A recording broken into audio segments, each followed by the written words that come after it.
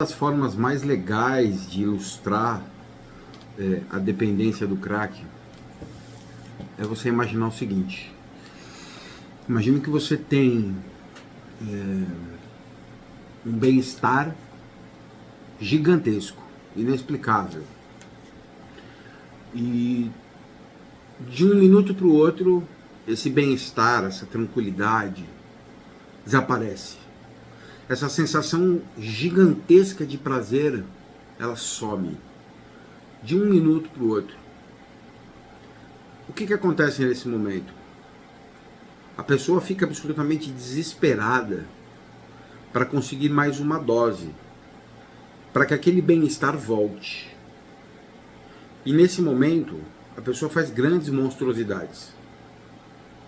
O que eu vou relatar aqui é um caso real que eu gerenciei há alguns anos atrás, de um paciente que em questão de 10 dias, ele a esposa dele tinha acabado de ter um filho. Então houve o chá de bebê, presentinhos, as fraldas, as latas de leite e tudo. E esse rapaz, então, ele vendeu em torno de 60 latas de leite, se eu não me engano, 300 pacotes de fraldas que a mulher ganhou, que a esposa ganhou. Vendeu bujão de gás, vendeu chuveiro dos 2 banheiros, vendeu todos os spots da casa, as portas de alumínio, daquela parte dos fundos que geralmente tem nas casas, edículas, né? As janelas de alumínio para se drogar. Então, quando a gente fala da compulsão que o crack ativa, a gente está falando de algo muito sério.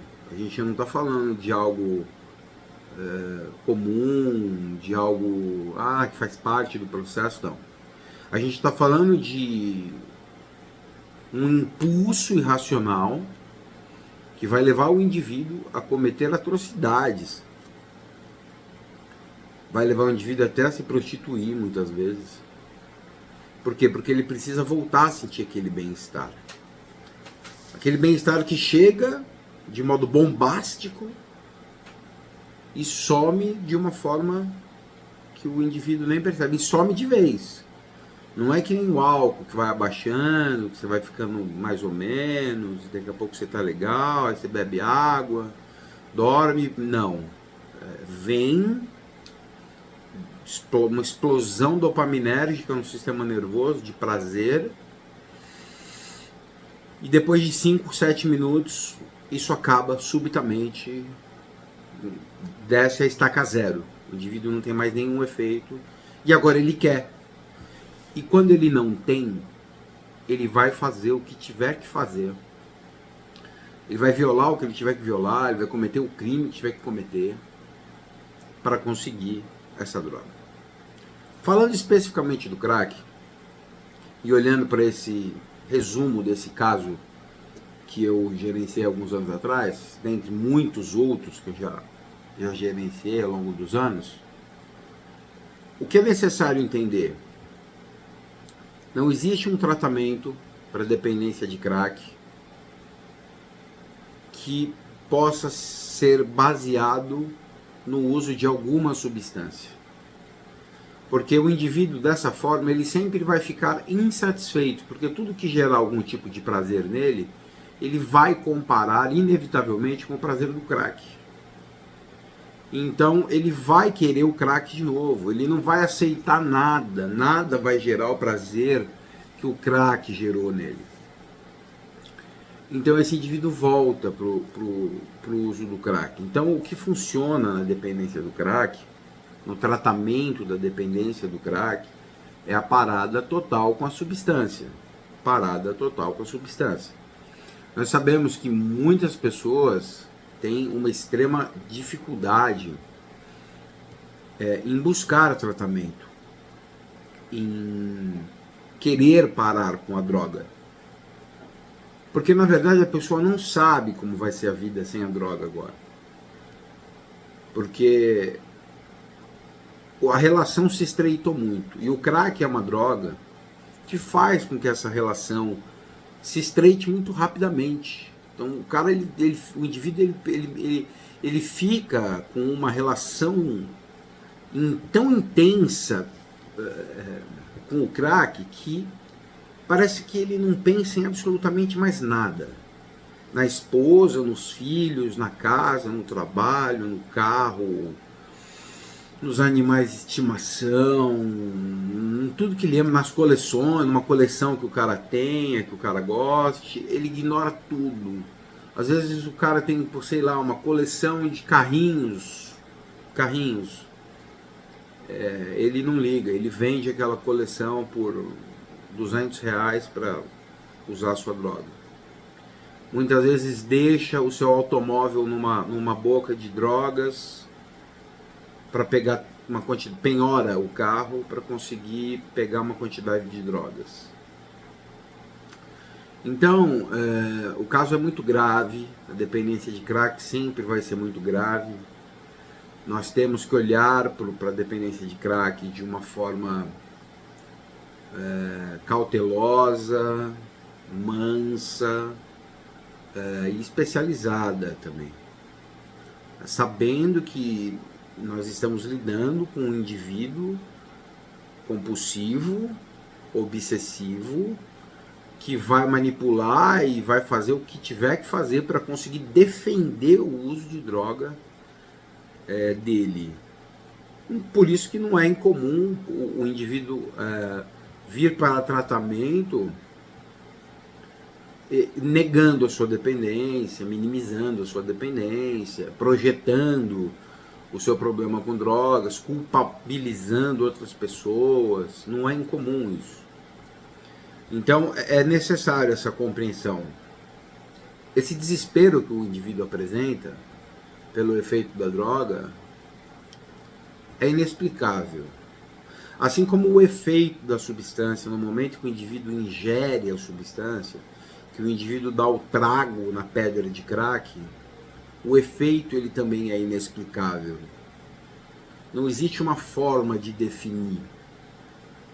Só dá para falar que é um prazer extremamente grande. É um prazer fulminante. É um prazer extremo. E de repente isso some. Em 4, 5, 6 minutos isso desaparece.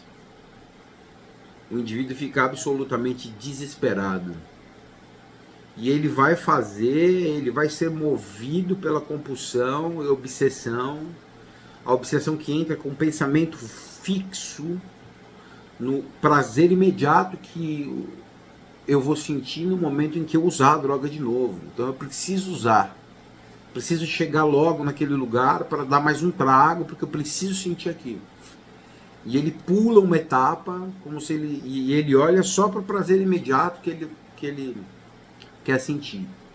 Ele não olha para as consequências daquele comportamento, para as consequências daquele uso, daquela dependência, para os danos físicos que ele muitas vezes já está apresentando. Não, ele não olha. Mas ele olha simplesmente para o prazer que aquele comportamento irá trazer para ele. Eu trato dependência de crack há 18 anos já. E se um dia eu parar para falar aqui sobre as atrocidades que eu já ouvi, que eu já presenciei, os relatos de familiares, dos próprios dependentes, é algo muito triste. E algumas pessoas elas estão começando a ignorar um pouco o crack, tendo uma percepção de que essa droga K2, K4, K9, estão começando a fazer comparações. Não se compara drogas. Drogas são drogas. O que nós precisamos olhar é para o impacto que cada uma delas tem na sociedade. Quando a gente olha para essas drogas, que são extremamente complexas, o tratamento, o gerenciamento das resistências e dos mecanismos de defesa do paciente, A gente tem que observar o impacto que essas drogas trazem para a sociedade. E olhando dessa forma, a droga que mais traz impacto para a sociedade é o álcool. Acima do crack, acima das drogas da família K, acima de qualquer outra droga, é o álcool, acima de todas, né? E saúde pública é o tabaco. Mas o tabaco ainda é porque existe mais de 1 bilhão de fumantes no mundo. Então tem mais fumantes, tem mais pessoas que morrem por causa do tabaco. Muitas vezes morrem indiretamente, né? Então essa é uma realidade. Tem gente que vai fumar 50 anos e nunca vai ter nenhum problema com o tabaco. Tem gente que vai fumar 2 anos e vai morrer de câncer de pulmão. Isso é uma realidade também. E com o tabaco, com o álcool, é a mesma coisa, né? Mas o impacto na sociedade que o crack causa diante das drogas K2, K4, K9, o crack ele causa um impacto maior. Os dependentes de crack, eles ainda são maioria dentre as drogas ilícitas. Dentre as drogas ilícitas, né? Quando a gente pega a K2 e o crack, a procura hoje, a cada 100 pacientes, 90 são dependentes de crack. Né? E aí 10 vão ter problema com a K2, né? E por aí vai.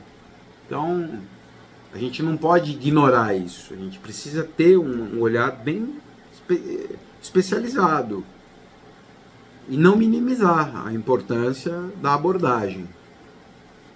E quando você aborda um dependente de crack, a primeira coisa que a gente nota que falta é a motivação. Porque a destruição na vida do indivíduo já foi tanta, as perdas que esse indivíduo teve já foram tantas, que esse indivíduo ele já não acredita mais que seja possível um recomeço, uma nova forma de vida. Uma vida sem a droga. E acaba sendo bem complicado. E aí o trabalho do terapeuta, dos profissionais multidisciplinares é exatamente esse. Trazer a motivação que esse indivíduo precisa. E essa tarefa ela é bem complicada. Ela é bem difícil. Não é uma tarefa que nós sempre lograremos êxito. Infelizmente. Muitas vezes a paixão que o indivíduo tem pelo crack é tão grande que ela vence. Eu tenho pacientes, por exemplo, que têm 30 internações. Eu tenho pacientes que já perderam tudo. Que já perderam esposa, filhos, que os pais já morreram, que perdeu empresa, perdeu herança, perdeu a saúde, perdeu um braço, perdeu um pé. E ele simplesmente não quer parar. E quando ele conversa comigo nas sessões terapêuticas, ele fala: cara, eu não posso parar. Eu sou movido a crack. Eu não quero parar. E assim, o cara não tem, o indivíduo ele não tem mais para onde ir. A não ser parar. Só que falta, não é nem a motivação a palavra, mas falta a coragem, falta entender que apesar de todas as perdas que ele já teve, ele ainda tem uma vida. Mas o dependente do crack, muitas vezes, ele não consegue enxergar isso. Mas nós somos valentes, nós profissionais da área, o que nós não podemos fazer é desistir e buscar o tempo todo ajudar, motivar e fazer com que os nossos queridos dependentes encontrem o caminho da sobriedade e consigam recomeçar suas vidas da melhor forma possível.